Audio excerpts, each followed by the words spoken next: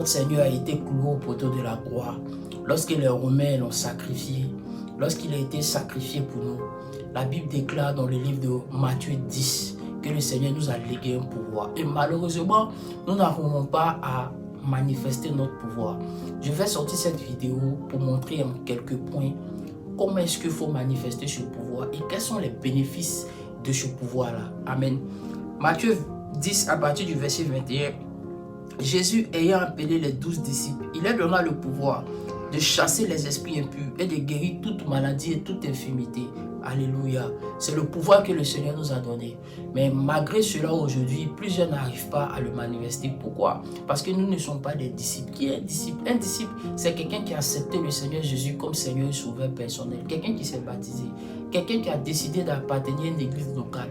Quelqu'un qui a décidé d'être au pied de son maître, quelqu'un qui a décidé qu'on l'enseigne, quelqu'un qui accepte la culture chrétienne, quelqu'un qui accepte les coutumes chrétiennes, quelqu'un qui décide de se faire enseigner. Voilà un disciple. Quelqu'un qui est né de Dieu, voilà un disciple.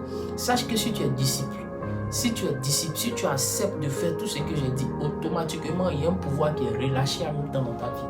Tu n'as pas besoin de jeûner pour prier, pour faire quoi que ce soit. Non. C'est un pouvoir qui a été donné.